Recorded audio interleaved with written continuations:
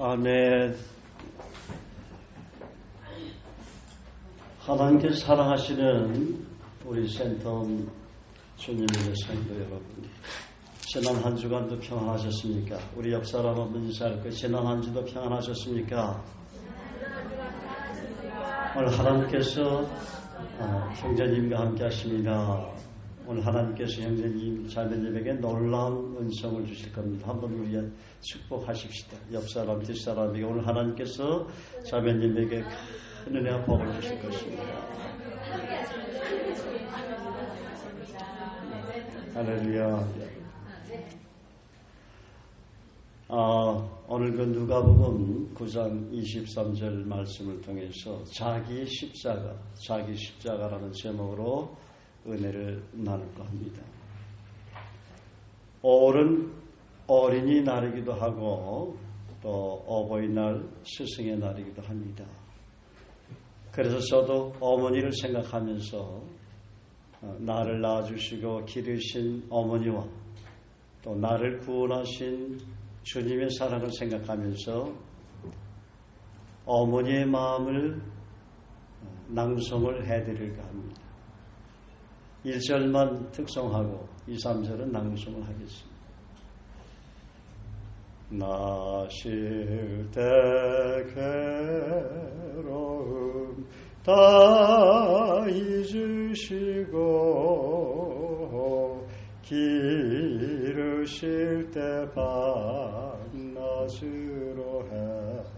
애쓰는 마음 쉰 자리 마른 자리 가라니시며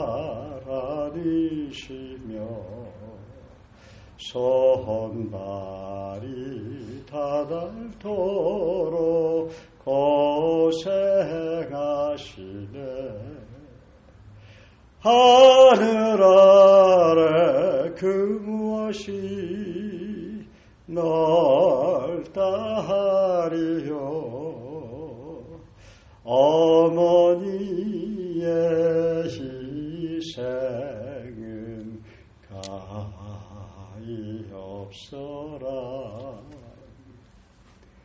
어려선 안고 업고 얼러주시고 자라선 문기되어 기다리는 마음, 알을 쌓 그릇될 쌓 자식 생각에 이마 위에 주름이 가득 땅 위에 금옷이 높다 하리요. 어머니의 정성은 지극하여라. 사람의 마음속에 온가지 소원, 어머님의 마음속엔 오직 한 가지, 아낌없이 인생을 자식 위하여 살과 뼈를 깎아서 바치는 마음. 인간의 그 무엇이 거룩하리요. 어머님의 사랑은 그지 없어라. 여러분, 우리를 낳고 기르실 때 십자가를 누가 지셨습니까? 어머니가 지셨죠. 때로는 아버지도 함께 지셨습니다. 그런데 우리는 부모님이 나를 위해서 지신 십자가를 잊고 살 때가 얼마나 많은지 모릅니다. 어린 시절 학교에 다닐 때 우리를 가르치려고 수고한 십자가는 누가 지셨습니까? 선생님이 지셨습니다. 그런데 우리는 우리를 가르치신 그 선생님들을 잊고 살 때가 얼마나 많은지 모릅니다. 우리를 구원하시기 위해서 십자가를 누가 지셨습니까? 예수님이 지셨지요. 그 십자가를 주님은 우리를 위해서 한 번만 지셨습니까? 날마다 우리 안에 거하시면서 우리의 연약함을 아시고 우리를 위해서 기도하시면서 내가 져야 할 십자가를 주님께서 대신 져주시고 계십니다. 그런데 우리는 주님이 나를 위해서 고난받으시고 내 안에 들어오셔서 나를 위해 져주시는 십자가의 그 은혜와 사랑을 잊고 살 때가 얼마나 많은지 모릅니다.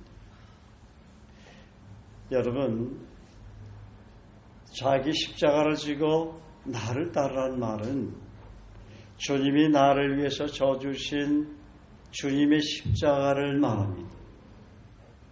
내 십자가가 아닙니다. 내가 진 십자가가 아니라 누구의 십자가라고요? 주님의 십자가다 하는 겁니다. 아무든지 나를 따라오려거든 자기를 부인하고 날마다 제 십자가를 지고 나를 쫓을 것이니라. 오늘 본문인 누가복음 9장 23절의 이 말씀은 주님께서 나를 위해 지신 십자가를 일깨워주시기 위해서 내가 진 십자가는 이미 내가 진 십자가는 사실을 알아듣게 쉽게 요약한 것입니다. 이해가 가십니까? 갈라디아서 2장 20절 말씀처럼 내가 그리스도와 함께 십자가에 못 박혀 죽었기 때문입니다. 죽은 사람이 무슨 십자가십니까? 죽은 사람은 십자가를 질 수 없지요. 그런즉 이제는 내가 산 것이 아니요 오직 내 안에 누가 살았다고요? 그리스도만이 사셨다 그랬어요. 나는 이미 죽었다 하는 거예요. 내 안에 누가 살았다고요? 그리스도께서 사셨다. 이제 내가 육체 가운데 사는 것은 나를 사놔서 나를 위하여 자기 몸을 버리신 하나님을 믿는 믿음 안에서 산다 그랬어요. 그러므로 그리스도인은 말씀의 원리를 따라 믿음의 법칙 안에서 살아야 되는 것입니다. 다시 한번 말씀드립니다. 자기 십자가를 지고 나를 따르라는 말은 주님이 나를 위해 져주신 주님의 십자가를 말합니다. 내가 진 십자가 아니라 누구의 십자가라고요? 주님의 십자가다. 근데 왜 자기 십자가처럼 알고 살고 있느냐 하는 거예요. 그렇죠? 그러므로 참 평안과 안식은 어디에 있습니까? 자기 욕망, 자기 욕심, 자기 정욕, 자기 육신의 자아가 그리스도와 함께 십자가에 죽었다는 사실을 인정하고 자기 영광을 위한 이기적인 자기 본의의 삶을 부인하고 주님이 나를 위해서 져주신 그 십자가를 지고 주님만 바라보며 따를 때 거기에 진정한 참 평안과 만족과 쉼터가 있는 것입니다. 그러나 주님 바라보지 않고 자기 자신과 환경을 바라보면 어떤 일이 생겨야 됩니까? 주님 따르는 것이 너무 힘들어 보이고 때로는 율법의 적이 되어서 마치 못해 따르고 있는 모습을 보게 됩니다. 우리가 한 번씩 베드로처럼 넘어지고 실패하게 되는 이유는 주님께서 말씀하신 그 약속 바라보지 않고 자기 자신과 환경을 바라보기 때문입니다. 그러므로 주님은 우리가 예수님을 구세주로 믿고 영접했을 때 벌써 내가 질 십자가를 대신 져주신 것입니다. 너는 그 십자가를 지고 너의 십자가라고 생각하는 그 십자가를 지고는 나를 따를 수 없다. 내가 이미 내 십자가 다 져줬다. 그런데 한 번씩 육신의 자아라는 틀 속에 갇히게 되면 내가 져야 할 십자가는 내 스스로 해결해 나가야 한다는 무거운 부담감을 가지고 주님 따른다고 생각하니 고통스러운 것입니다. 다시 한번 말씀드립니다.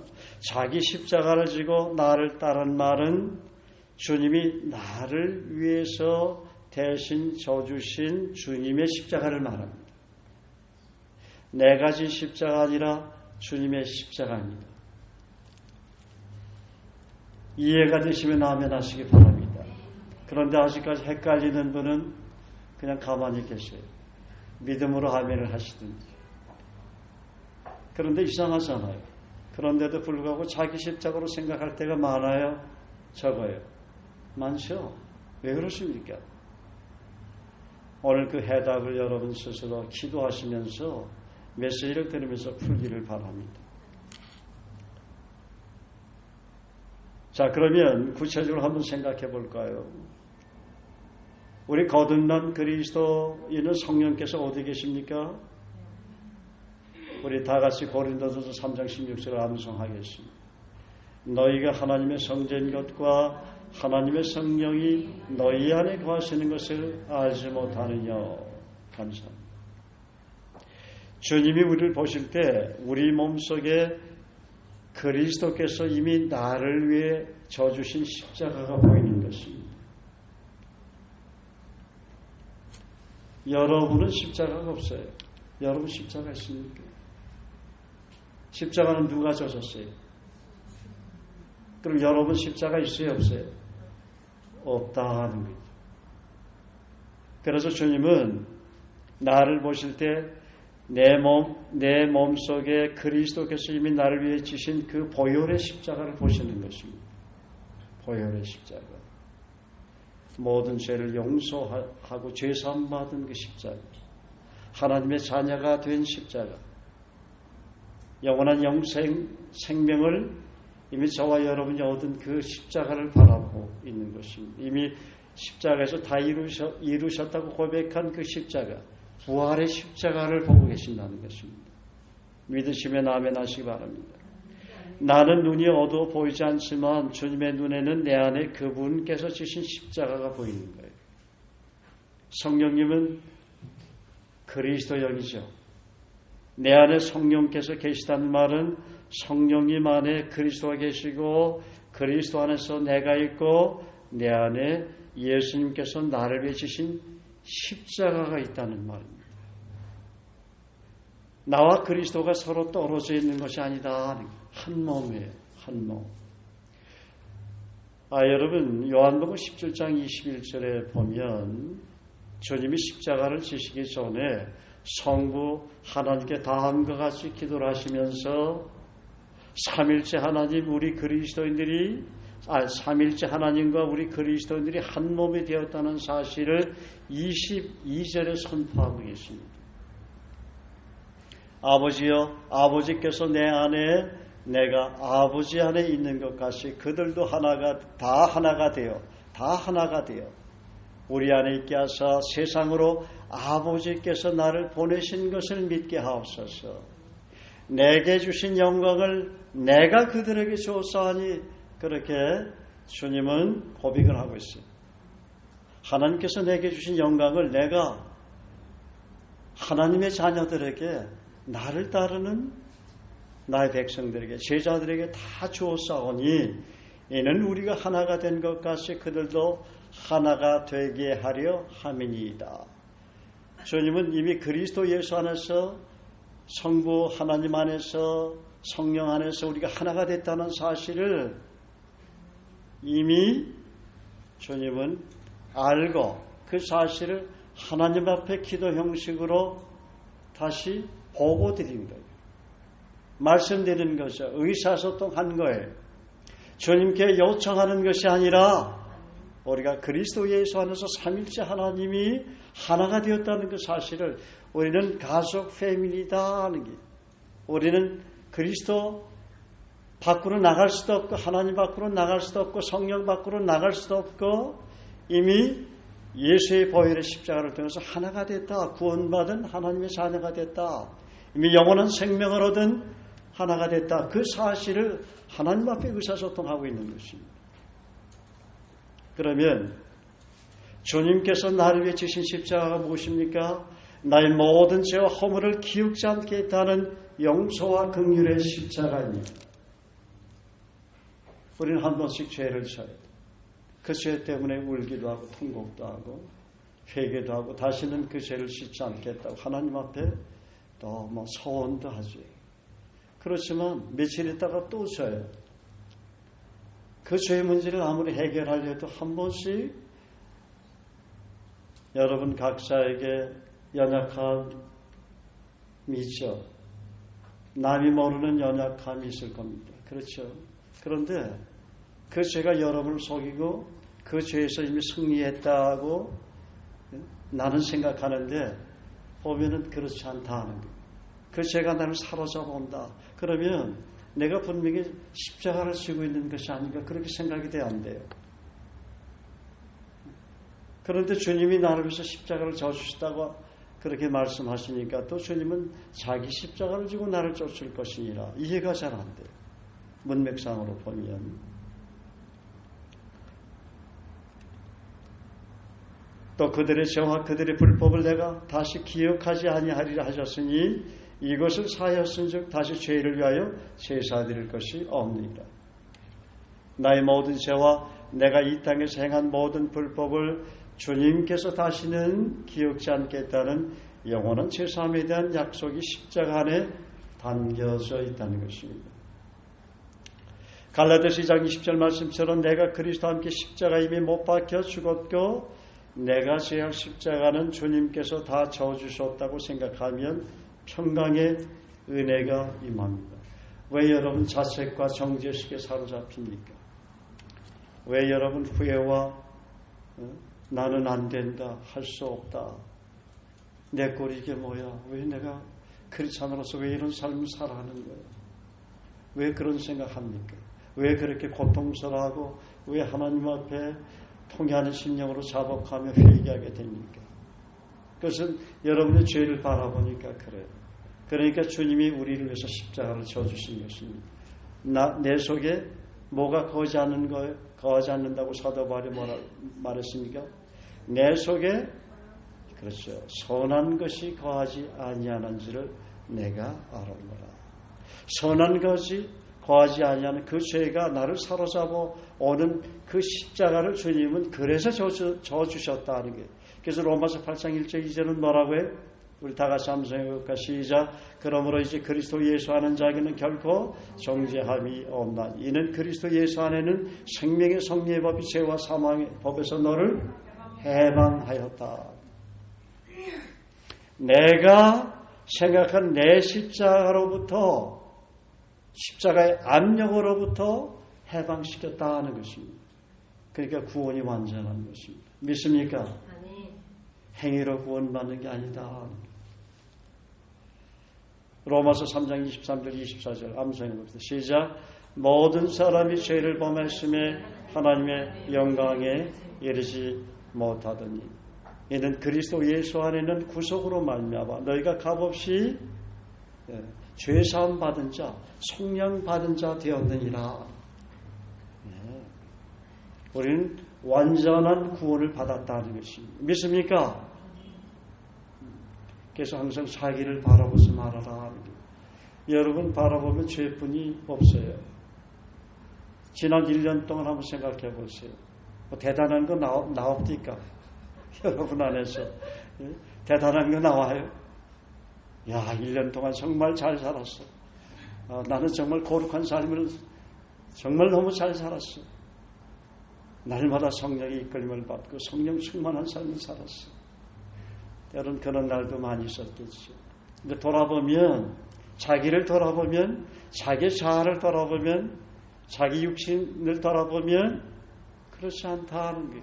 그런데 그 십자가를 그 자책과 속에서 고통받고 괴로워했던 그 나의 모든 괴로움의 십자가를 주님은 이미 골고다에서 다 져주시고 우리가 예수님을 구세를 믿고 마음이 초청할 때 그분이 다 해결했다 하는 거예요. 자기 십자가라는 건 뭐라고요? 자기 본래의 사안을 말하는 거예요. 육신의 생각, 육신의 성욕, 안목의 성욕, 이성의 자랑 같은 것, 그것을 말하는 거다. 자기를 바라볼 땐 주님 따르고 싶어요? 안 따르고 싶어요? 자기 마음대로 하고 싶죠? 여러분 마음대로 하고 싶지 않아요?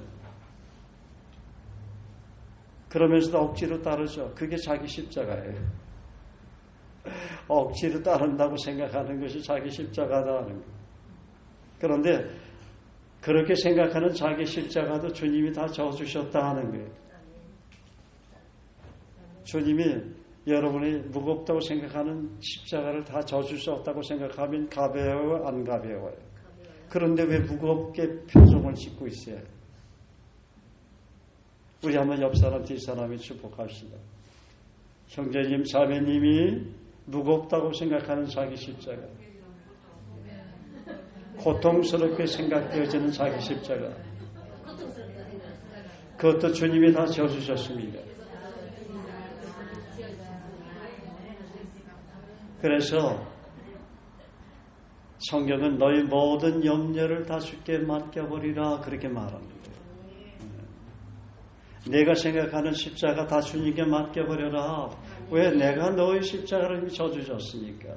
네가 해결하려고 하니까 무겁지. 왜 나한테 맡기지 못하니? 나한테 맡기면 내가 다 해결해 줄 텐데, 그렇지 않으면 내가 내 십자가를 졌다는 것이 무슨 소용이 있니? 아무런 소용이 없잖아. 내가 염려와 불안과 두려움 속에서 십자가를 진다고 생각하는 것. 때로는 남편 때문에 남편의 십자가가 주님 저에게는 무겁게 생각이 됩니다. 아내의 십자가가 저에게 너무 무겁게 생각이 됩니다. 내 자식의 십자가가 나에게 너무 무겁게 생각이 됩니다.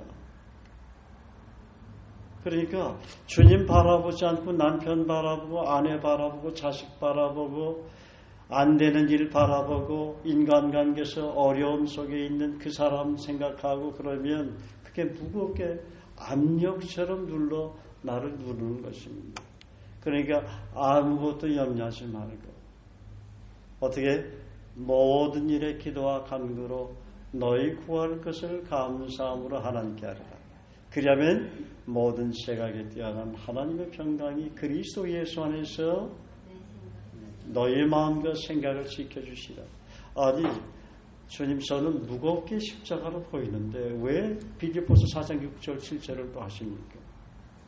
자, 우리 요한복음 16장 24절을 깊게 묵상하세요.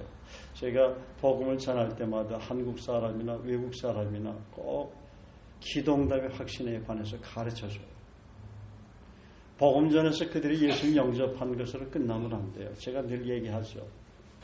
경제적인 영역에서 문제로 어려움을 겪고 있거나 인간관계로 어려움을 겪고 있거나 때로는 질병 때문에 고통을 받는 사람이 많지 않습니까? 직장 때문에 어려움 겪고 있는 사람이 얼마나 많아요. 또 사업을 하다가 힘들고 어려워서 정말 절망할 것 같은 사람, 자살의 충동을 받고 있는 분들도 많다는 거예요. 근데 그런 사람들도 예수님 영접하니까 오래전에 택시기사 어떤 한 분은 제가 복음을 전했어요. 그 아버지를 용서하지 못한다는 거예요.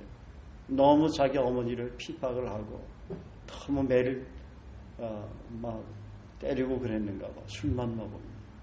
근데 어려서부터 그 받은 상처가 너무 커서 아버지를 오늘 저녁에 자기는 죽이려고 한다. 얼마나 끔찍한 얘기예요. 그래서 제가 복음을 제시하고 그래도 아버지를 용서해야 합니다. 그래서 이분이 그냥 억지로 예수 영접했어. 그게 굉장히 불안한 거예요, 저는. 과연 그분이 어떻게 자기 아버지를 어떻게 했을까. 근데 그로부터 몇 개월 후에 만났어요.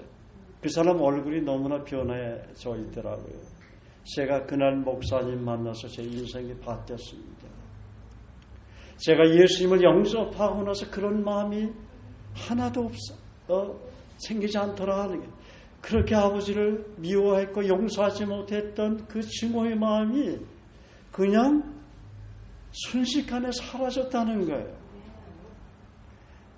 내가 그날 목사님 만나지 않았으면 나는 그날 제 아버지를 죽이는 그런 끔찍한 범죄를 저질렀습니다. 여러분, 거듭난 사람이 고백하는 것을 우리는 그런 고백을 많이 들어요. 참 예수님이 위대하구나. 예수님의 그 이름이 위대하구나.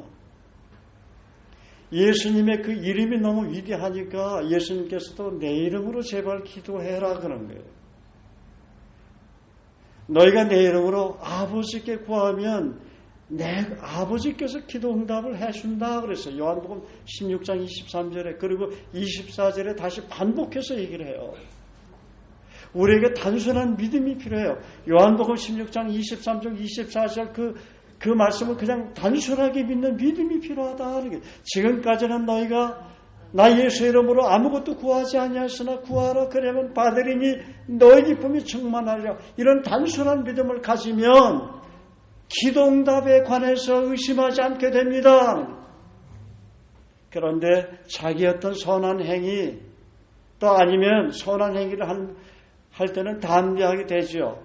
예? 믿음으로 살아가고 하는 약속 바라보고 약속을 붙들고 기도하고 사람들에게 복음을 전하고 제자를 삼고 영향력을 주고 많은 영적인 자녀들이 있는 가운데 기도할 땐 물론 담대함을 줘요. 왜냐하면 하나님 앞에 바르게 살기 위해서 노력했고 영혼들을 위해서 정말 쫓아나가면서 울면서 복음을 전하고 그들을 가르치고 양육했다는 그런 어떻게 보면 그런 마음들이 성령께서 우리 마음속에 담대함을 주는 게 맞아요. 그러나 때로는 그것이 자기 의로 변할 때도 있다는 거예요. 내가 하나님 앞에 제대로 살았어.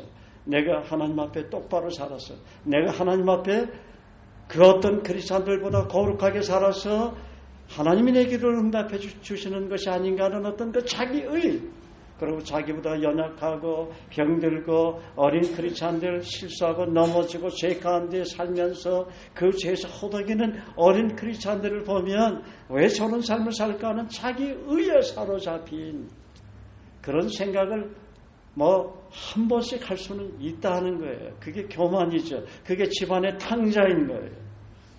집안의 큰아들인 거예요.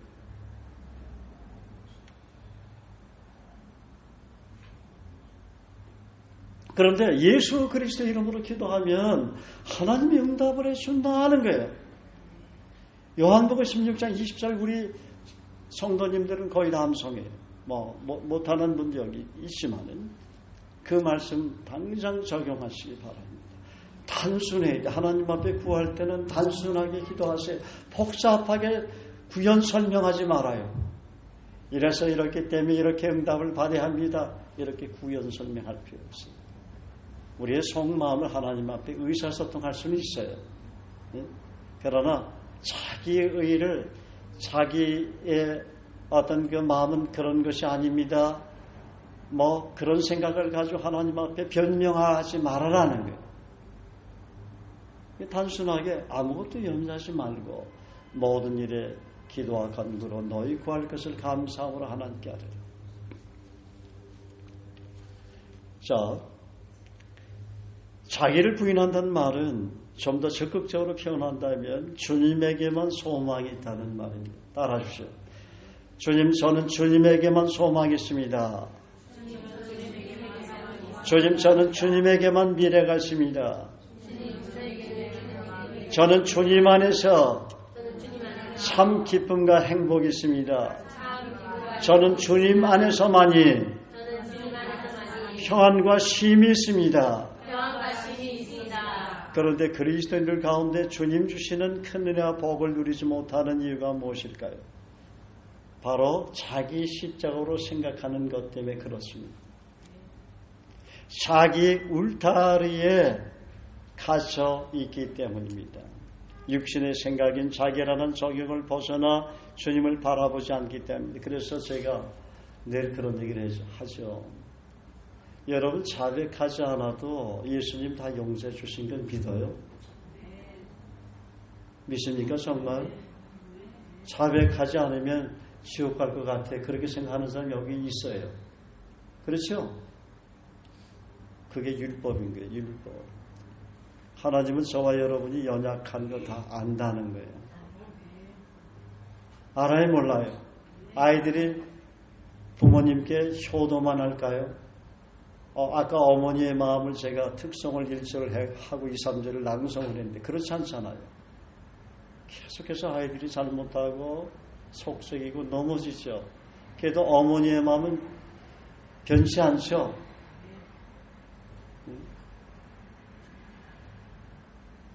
유 집사님 상훈이나 살아야 되는 마음이 변치 않죠. 아멘. 변치 않다. 하물며 우리 하나님은 아버지는 어떤 마음을 갖고 있겠느냐. 내가 너희 죄를 기억지 아니한다 그러지. 동있는 죄를 서로 옮겼다 하는 게 완전히 옮겨줬다 하는 게. 하나님은 저와 여러분의 죄를 기억도 안 해요.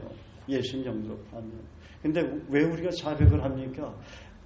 우리가 잘하지. 자백하지 않으면 하나님과 투명한 의사소통이 잘 안 돼. 내가 안 되는 것처럼 생각이 돼. 왜? 죄가 나를 사로잡으니까. 죄가 나를 압력을 하니까, 눌러오니까, 죄가 나에게 프레스를 주니까, 야, 너 그렇게 그런 죄 저어놓고 너 나하고 의사소통할 수 있어. 그래 속에서 그래 안 그래? 너 그래 그렇게 해놓고 응답 받을 것 같다. 안 돼. 넌 안 돼. 텔레비에서 안 돼. 안 돼. 그러죠. 그 텔레비에서 안 돼. 안 돼 하는 것이고. 그렇죠. 예. 그래서 주님은 안 돼라고 한 적이 있어요, 없어요? 없어요. 신약 성경에 보면 안 돼. 그런 말 없어요. 다시 말하면 내가 내 기도 안 들어줄 거야. 예수님 이름으로 기도하는 게 단순한 거 아니에요. 다만 우리가 너무 욕심이 많게 기도를 한다든지 자기 정욕으로서 기도하는 것은 하나님이 보리를 하세요. 그리고 우리가 기도하는 가운데 그 기도가 하나님의 뜻 가운데 하나님 기뻐하시는 거룩한 기도 제목으로 이렇게 바꿔지도록 교정은 해주세요. 그 교정된 기도 제목을 가지고 우리가 기도할 때 하나님이 응답해 주는 걸 보지요. 주님은 그런 분이다 하는 거예요.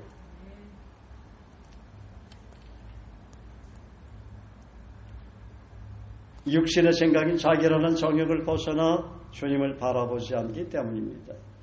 포기하고 내려놓지 못하는 자기 성벽이 너무 높습니다. 자기가 우상처럼 자리를 차지한 가운데 버티고 앉아 있습니다. 여러분 자기 안에 우상이 있는가 한번 지금 살펴보세요. 있는가 없는가. 눈 감고 한번 생각해 보세요. 하나님 내 안에 주님 외에 어떤 우상이 있습니까? 가르쳐 주십시오. 은밀히 즐기는 게 뭡니까? 은밀히 찾는 게 뭡니까? 은밀히 보는 게 뭡니까? 어떤 생각을 탐닉합니까? 무엇을 내려놓지 못합니까? 그것 때문에 계속해서 갈등을 하십니까? 내가 그 영역만 이기면 그냥 탄탄대로로 내가 주님 정말 제자로서 신실한 제자로서 따를 텐데 게으름의 문제야. 불성실이 문제, 부정직이 문제 그런 것 있습니까? 그건 육신이에요. 그렇지만 그게 도가 지나치면 어떻게 돼요? 돈을 사람 일만하게 뿌리가 된다고 그런 성품도 안 좋은 성품도 지나치면 우상이 되는 것입니다. 주님보다 더 무겁게 나를 짓누르고 있는 게 우상입니다. 그래서 저울대에다가 이렇게 저울을 달아서 한쪽 저울이 기울어지는 게 우상이에요. 주님이 이렇게 올라서셔야 되는데 그게 올라서는 건 우상이라는 말이에요. 평행선을 유지해 보세요. 과연 내 마음속에 주님적으로 그 생각과 마음과 행동이 언어가 기울어져 있는가. 그러면 그 문제에서 해결받은 거예요. 그리고 믿음으로 고백하는 게 중요해요. 여러분이 생각하는 그 우상이 사라졌다고 고백하세요. 그리고 예수님 이름 선포하세요. 예수 그리스도 이름 명하노니 다 따라서 예수 그리스도 이름으로 명하노니 예수 그리스도 이름으로 명하노니 주님보다 사랑하는 것 주님보다 탐닉하는 것 주님보다 마음이 빼앗겨 있는 것 주님보다 더 좋아하는 것 다 사라졌다. 내 안에서 사라졌다. 예수 그리스도 이름으로 명하노니 내 안에 있는 모든 우상은 떠나갈지어다. 성령의 불로 소멸될지어다. 성령의 불로 소멸될지어다. 주님만이 저의 전부이십니다. 주님만이 저의 소망이십니다. 주님이 저의 주인이십니다. 할렐루야, 할렐루야. 이렇게 예수 이름으로 선포만 해도 그냥 사라져요. 그게 주님이 하시는 일이다 하는 거예요. 근데 난 할 수 없어요. 예수님의 이름을 선포하지 않으면 난 할 수 없어요. 생각만 하면 복잡해요. 제가 지난주 금요일 날도 말씀을 드렸죠. 우리 한국인들은 어려서부터 학교에서 교육하기를 선생님이 수업이 끝날 점심에 학생들 질문 있나요 하면 대답을 안 해요. 근데 초등학교 다닐 땐 선생님 저야 하고 질문을 많이 하죠. 그런데 중학교, 고등학교 올라가서는 점점 질문이 사라져요. 대학교 캠퍼스에 가서는 질문이 아예 없어요. 오히려 질문하는 사람을 이상하게 쳐다본다. 그래요 안 그래요? 그런데 유태인들은 어떠냐? 얼마나 많은 질문을 하는지 몰라요. 탈무드의 그 교육법을 보면 미국에도 그런 대학들이 많이 있는데 교수님에게 얼마나 많은 질문이, 한국 캠퍼스는 너무 조용해. 선생님 목소리밖에 안 들려. 그래서 EBS에서 한번 시험을 해봤어요. 테스트를 해봤어요. 한국 학생들은 한 7, 8명, 한 10여 명 됐겠구나. 그 10명의 학생들은 시험 문제를 내놓고 이제 이 범위에서 이제 시험이 나온다고 3시간 동안 이 내용을 여러분 공부하십시오. 그러니까 도서관 같은 곳에서 이제 공부하라고 따로따로 자리를 마련해 줬어요. 그러니까 숨소리도 안 나. 좋은 점수를 받아야 된다는 것 때문에. 그런데 한쪽 그룹에는 2사람씩 짝을 져가지고 서로 질문하게 만들었어요. 디스커션 하는 거예요. 그 문제에 관해서. 그 책을 가지고 선생님 어떤 질문을. 근데 대부분 상대방이 질문하는 게 자기가 모르는 걸 상대방 학생에게 질문하더라고요. 아는 건 그냥 지나가는 거예요. 또 내가 아는 걸 상대방 학생이 나에게 질문하는 거예요. 그런 형식으로. 3시간 같이 동일하게 그런 시험 공부를 위해서 준비를 했어요. 그러고 나서 교실에 칸막이를 막아놓고 이쪽 그룹의 10여 명 학생들은 조용하게 자기 스스로 혼자 독하게 혼자서 공부한 학생들과 이쪽에는 둘씩 짝을 져서 막 디스커션 했던 학생들하고 같이 이렇게 시험을 보는데 여러분 결과가 어떻게 나왔겠어요? 시험 문제가 40점 이상이 더 높더라는 거예요. 내가 CBS 유튜브에서 봤어요. 실제더라. 근데 이게 우리 한국 교육이 뭔가 이거 시정해야 된다는 거예요. 이 교정해야 된다는 거예요. 언제서부터 질문이 없어졌느냐? 어떤 유교적인 그런 틀 안에서 자라다 보니까 어른이면 공경해야 되고 선생님 존경해야 되고 요즘은 반항하는 학생들도 많이 있지만 그 교육 자체가 이거 뭔가 창의적인 것이 아니라 너무 주입식 교육. 그렇다는 거예요. 이런 교육 자체를 바꿔야 한다는 거예요. 그래서 우리가 왜 큐티 예배를 소중히 여기느냐 하는 거예요. 제가 여러분에게 그냥 말씀을 전할 때 물론 우리 하나님 앞에 드려지는 예배. 그러나 내가 일방적으로 얘기해야 되잖아요. 어떨 땐 저도 말씀을 전하면서 사명감을 가지고 어떤 부르심 가운데 말씀을 전하지만 저도 여러분에게 묻고 싶은 게 있어요. 대답을 듣고 싶다는 거예요. 내가 생각하는 것을 저분은 어떻게 생각할까? 어떻게 적용을 할까? 그런데 그런 얘기를 어디서 할 수 있어요? 우리가 큐티하는 것을 함께 디스커션 할 때 그때 하잖아요. 그러니까 큐티를 통해서 뭡니까? 우리가 영적으로 성장하는 거예요. 지난 수요일 날도 다른 교회를 섬기는 분인데 제가 큐티 예배만 좀 참여하면 안 될까요? 수요일 금요일만 그렇게 들었죠. 그러니까 가족들도 역시 마찬가지예요. 서로 의사소통하는 가운데 학교에서도 마찬가지고 교회에서 너무 이렇게 서로 말도 안 하고 예배만 끝나면 집으로 돌아가기 바쁘고 의미가 하나도 없어요. 그러니까 예수님의 사역을 보세요. 예수님이 제자들과 투명하게 늘 의사소통했어요? 안 그랬어요? 투명하게 다 얘기했다는 거예요. 넌 어떻게 생각하느냐? 내가 원하는 게 뭐냐? 물어보잖아요. 그런데 제가 이 기도응답을 성도님들이 받을 때가 언제냐면 그분들이 저에게 기도 제목을 요청했을 때 기도응답이 빠르다는 걸 느꼈어요. 어떤 분은 얘기 안 해요. 자기만 혼자 알고 기도한다. 그거는 하나님과의 벽을 의미하는 거예요. 벽이 막혀져 있는 거예요. 계시록에 보면 어떻게 얘기했어요? 그날은 얼굴과 얼굴을 마주보게 될 것이라고 했어요. 하나님과 하나님의 얼굴, 그리스도의 얼굴과 마주보고 우리는 대화하고 기도하고 교제해야 되는 거예요. 친밀함이라는 걸 알죠. 하나님과의 친밀함. 하나님과의 친밀한 사람은 뭡니까? 하나님께 나아가는 거에 이 껄끄러움이 없어요. 사람하고도 마찬가지. 하나님과 친밀한 사람은 사람과도 친밀하게 되어 있습니다. 할렐루야.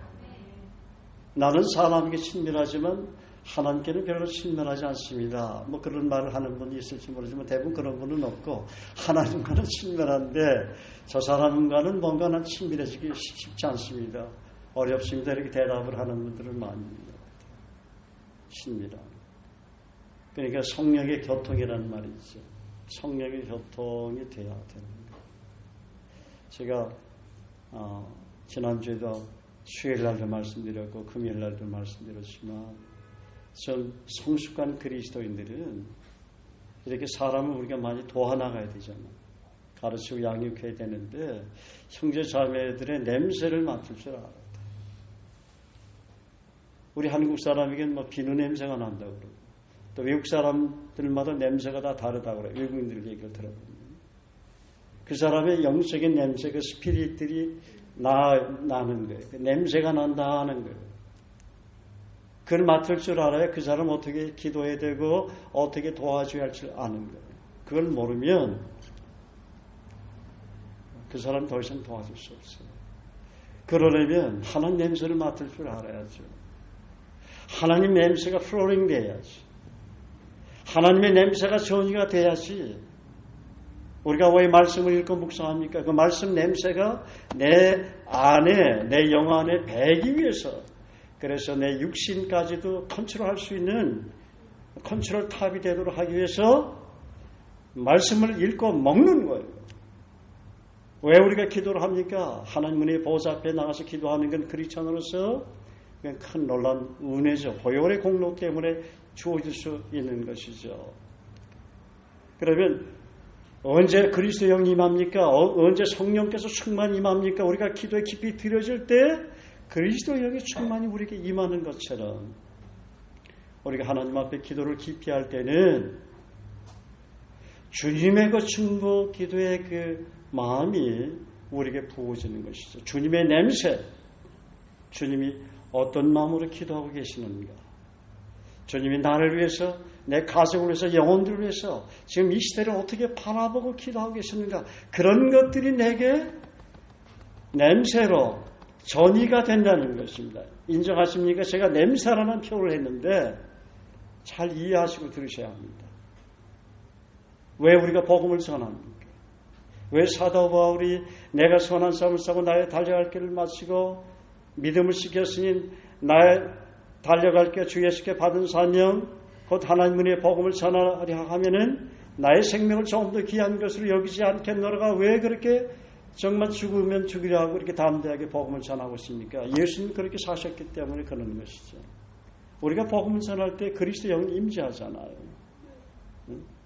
전도 영이 강력하게 부어지지 않습니까? 그러니까 영혼들을 위해서, 제가 지난 몇 주 전에도 얘기를 드렸죠. 지난번에 미 해군들 여기 많이 왔었어요. 범인 센터에 많이 오잖아요. 해운대에. 그 사람들한테 복음을 전했는데 세 그룹에게 복음을 전해서 그 외국인들이 예수님 영접할 때까지도 그냥 뭐 복음 전하면 외국인들도 영접하는 거지. 뭐 늘 덤덤해. 늘 복음 전하는 게 저 일이니까. 근데 네 번째 그룹에 그 두 형제인가 그래. 미국인들에게 복음을 전할 때 beautiful 그러더라고요. 영접기도 하고 나서.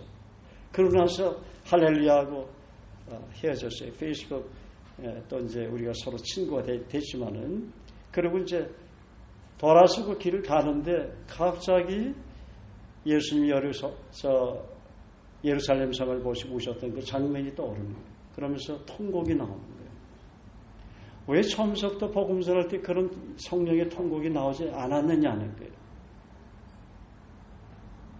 처음에 여러분 복음 전할 때 밋밋하잖아요. 두려움도 있죠. 이 사람 정말 예수님 영접할까? 인상이 너무 사나워. 거부할 것 같아.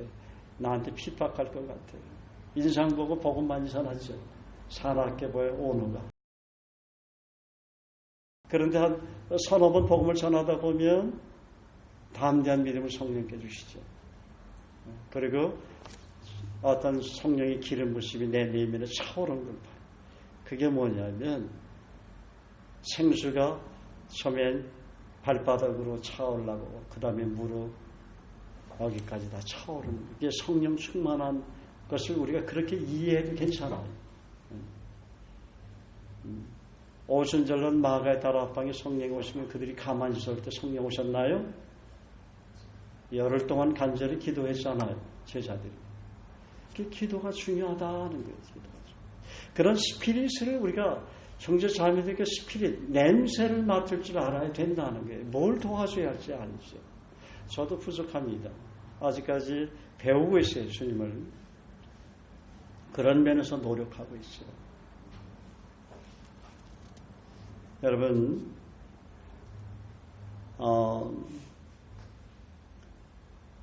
그래서 다시 누가복음 9장 23절 말씀 돌아가서 주님은 자기를 부인하는 일이 먼저 우선순위가 돼야 한다. 그렇게 가르치는 거예요. 우리. 그것이 뭐예요? 그러니까 자기를 부인하는 일이나 자기라는 울타리에 벗어나려면 고린도후서 5장 17절 그런 정도인지 그리스도 예수 안에서 새로운 피조물이라. 이전 것은 지나갔으니 보라 새 것이 되었다.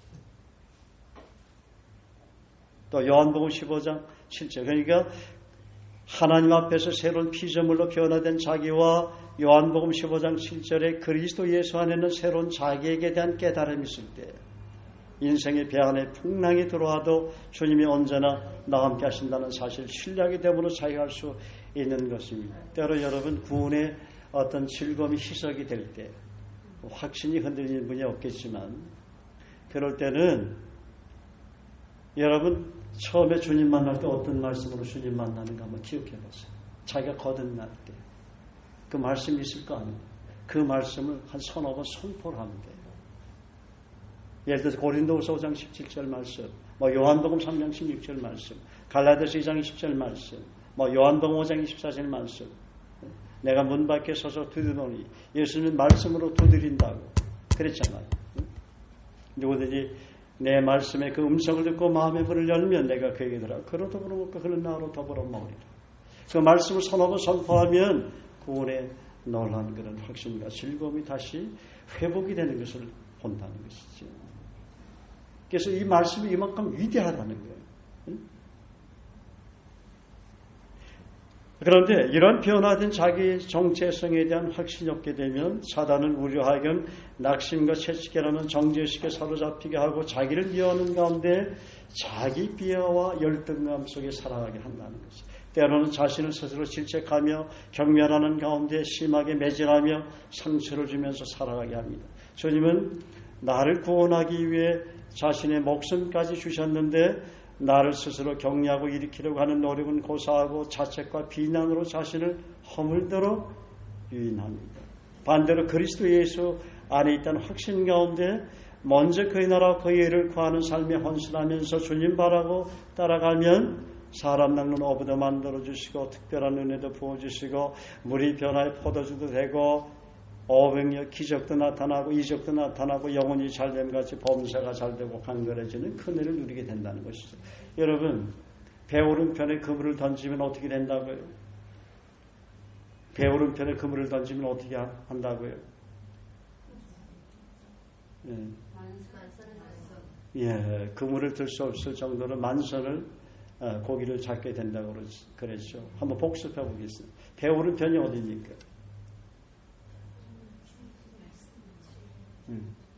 내가 지금 배 오른편에 있다 하는 거예요. 주님이 어디 계세요? 그러니까 배 오른편에 있잖아. 그러니까 우리 크리스찬, 거듭난 크리스찬은 날마다 그물이 찢어지도록 만선을 거둘 수 있는 그 특권이 있다 하는 거예요. 그런데 믿음이 없어요.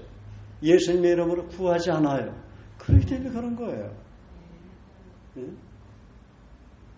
인정하시면 아멘.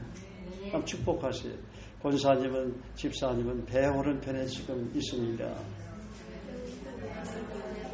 예, 한의원 염려하지 마세요. 병원 염려하지 마세요. 예. 예. 내가 배 오른편에 있다 하는 게 배 오른편에 있다. 배오른편에 있다. 그 배오른편에 있다는 그 생각만 갖고 살다 보면 얼마나 풍요로워요. 여러분 지난날 돌아보세요. 때로는 여러분 생각대로 된 것도 있지만 대부분 여러분의 생각대로 되지 않은 것이 많이 있었죠. 그런데 왜 그렇게 됐습니까? 하나님 앞에 기도하니까 됐죠. 그런 게 많죠. 하나님 다 길을 열었잖아. 문을 열어주셨잖아. 자기 본의의 생각, 자기 경험의 생각, 자기 위주의 생각, 그런 패턴으로 살아가면 항상 한계가 있어요. 고기를 잡아도 쬐끔 잡아요. 만선이 안 된다. 때로는 한번 그래, 네가 그렇게 성경대로 열심히 정직하게 살고 부지런하게 경영을 하니까 때로는 축복을 해줘요. 하나님. 이건 일반 은총이라고 제가 그랬죠. 하나님께서 구약에 말씀해 주셨기 때문에 예수를 안 믿는 사람도 정말 정직하게 살려고 하고 성실하게 자기 일에 열심을 가지고 들여주면 하나님 축복해 준다는 거예요. 자, 그래서 믿음의 법칙으로 살아야 된다 하는 거예요. 내게 직면한 환경이 파도처럼 보이는데 어떻게 잠잠케 할 수 있습니까? 염려와 불안, 걱정, 두려움이 한 번씩 나를 성가시게 하는데 어떻게 하면 잠잠케 할 수 있습니까? 다시 한번 복습하겠습니다. 자기 십자가로 보이는 무거운 짐들, 때로는 남편과 아내, 자녀들의 문제가 무겁게 보이는데 어떻게 하면 그 짐을 주님께로 옮겨놓을 수 있습니까? 믿음의 법칙으로 살아야 된다. 그러니까 주님께서 말씀하신 그 약속을 바라봐야 된다. 말씀의 원리 안에서 살아갈 때 그 짐들에서 벗어날 수가 있는 것입니다. 그 짐들을 주님이 져주시는 것입니다. 주님은 날마다 여러분의 짐을 무겁게 지금 그 짐을 져주기를 원하는 거예요. 주님 앞에 좀 감사하도록 하세요. 좀 얘기해보세요. 고백을 하세요. 날마다 내 짐을 져주시는 주님 감사합니다. 그런데 제가 어리석게도 이거는 내 짐이라고만 생각했습니다. 내가 안고 가야 하는 십자가로만 생각했습니다. 내가 해결해야 한다고만 생각을 했습니다. 내 짐을 주님께 맡기지 못했습니다. 때로는 맡기면서도 또 그런 짐들이 내게로 다가오면 내가 지고 왔습니다. 하나님 앞에 자백합니다. 예수 그리스도의 이름으로 저희 모든 그 실수와 잘못들을 용서해 주시고 저희 모든 짐들을 주님께 던집니다. 공을 던지듯이 주님께 던집니다. 주님, 나의 짐을 받아주십시오. 저희 모든 짐을 주님께 패스했습니다. 저는 이제 짐이 없습니다. 제가 십자가로 생각하는 짐도 없습니다. 왜냐하면 주님이 다 이루어주셨기 때문입니다. 이제 남은 생에는 주님께 말씀하신 그 말씀을 바라보고 그 약속을 믿고 따라갈 뿐입니다. 할렐루야. 저를 사람 낚는 업으로 만들어 주실 줄 믿습니다. 주님은 노도와 같은 광풍만 잠잠케 하신 분이 아니다. 우리의 모든 인생의 짐과 광풍도 잠잠케 하신 분입니다. 그분이 한번 명령하시면 광풍뿐만 아니라 지진과 해일도 잠잠케 하시는 분입니다. 전쟁도 여호와께 속한 것이라고 사무엘상 17장 47절을 말합니다. 전쟁의 승패나 전쟁을 그치게 하는 것도 주님의 손에 달려 있습니다. 그러므로 베드로전서 5장 7절은 너희 모든 염려를 주께 맡겨버리라. 그럴 때 내가 너희를 케어해 주겠다. 돌봐주겠다. 그렇게 말씀하고 있어요. 할 수 있거든요. 무슨 말이냐. 믿는 자에게는 능치 못할 일이 없느니라. 마가복음 9장 23절은 말씀합니다. 주님에게는 능치 못할 일이 없다. 주님은 또 우리에게 수많은 약속과 희망과 위로를 주십니다. 뿐만 아니라 주를 섬기는 자들을 선한 길로 인도하시겠다고 약속하셨습니다. 우리가 처한 환경이 아무리 악할지라도 주님은 여전히 우리에게 선한 것을 내가 주겠다 그렇게 약속하셨습니다. 자, 그러면 기도하겠습니다. 다시 한번 이제 적용하는 시간을 갖겠습니다. 말씀 안에 기적이 있습니다. 할렐루야. 그리스도 안에서 자기 십자가를 진 사람은 말씀의 원리를 따라 살면 날마다 기적을 체험하는 풍성한 삶을 살 수 있습니다. 자기심 바라보지 말고 주님께서 내게 온 것은 나로 생명을 주시고 풍성하게 하기 위해서 오셨다. 그것을 풍성함을 바라보시기 바랍니다. 오늘서부터. 아시겠죠? 풍성한 은혜를 바라보세요. 자기 십자가 바라보지 말아요. 여러분 자기 십자가를 바라보면 내 짐만 무거워질 뿐이에요. 짐만. 예? 네. 알겠습니까? 예. 그리고 이 시대에 강력한 영향력 있는 사람 그리스도는 누굽니까? 말씀의 칼날을 세운 사람입니다. 말씀의 기적을 믿고 말씀의 원리대로 살아가는 사람입니다. 사단이 가장 뒤라는 사람은 성령의 검 하나의 말씀을 가슴에 새긴 사람입니다. 믿음의 법칙이란 말씀의 기적을 믿고 구하고 선포하는 순종의 사람입니다. 말씀의 길을 따라 묵묵히 행군할 때 약속하신 말씀대로 반드시 큰 결실을 보는. 그러니까 자기 십자가 바라보지 말고 결실을 바라보라 그 말이에요. 왜 그래? 믿음은 바라는 것들의 실상이에요. 보지 못하는 것들의 증거지. 그랬단 말이에요. 선진들이 이로써 증거를 얻었느니라. 믿음이 없이는 어떻게 해요? 기쁘시게 못하나니 하나님께 나은 자는 반드시 그가 계신 것과 또한 그가 자기를 찾는 자들에게 상 주시는 이심을 믿어야 할지니라. 너희는 마음에 근심하지 말라. 옆에 사람 뒷사람 너희는 마음에 근심하지 말라. 하나님이니 또 나를 믿으라. 한 주의 권사를 믿으라는 말이 아닙니다. 하나님이니 또 나를 믿으라. 하나님께서 말씀하신. 그러니까 오늘서부터 자기 십자가 바라보지 말아요. 자기 십자가 바라보는 낙심과 어떻게 낙담과 포기와 그 절망과 자책과 그냥 정죄의식과 안 된 것만 생각이 돼요. 내가 어떻게 이 십자가를 또 살지? 의사 선생님들이 그러잖아요. 암 환자들 자기는 이제 이 암을 도저히 투병해서 이길 수 있는 힘이 없습니다. 그렇게 부정적으로 절망적으로 생각하는 사람은 희망이 없대요. 그러나 정말 암 3기나 4기 가운데서도 난 살 수 있다. 정말 하나님 나를 살려주신다. 그렇게 믿는 사람 가운데는 살아난 사람이 많다는 거예요. 우리 생각의 중요성 배웠잖아요. 긍정적인 생각과 부정적인 생각과 차이, 믿음의 생각과 불신의 생각의 차이가. 우리 언어도 그래서 여러분 단순하게 하나님이 창조할 때 어떻게 창조하셨어요? 말씀으로, 말씀 선포에 대체 하나님이 천지를 창조하시니라. 천지가 창조됐죠.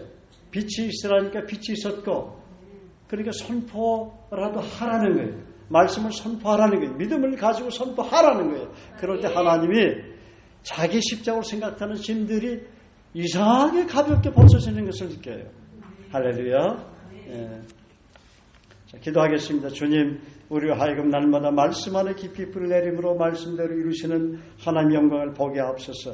말씀의 기적을 그대로 믿고 행군하며 선포함으로 여리고 성들이 와르르 무너지는 승리 현장을 보게 하옵소서. 더 이상 골리앗들 때문에 신경 쓰지 않게 하시고 자기 십자가로 생각되어지는 골리앗들 때문에 고민하지 않게 하시고 다윗처럼 만군의 하나님 여호와의 이름 예수 그리스도의 이름으로 대적하게 하옵소서.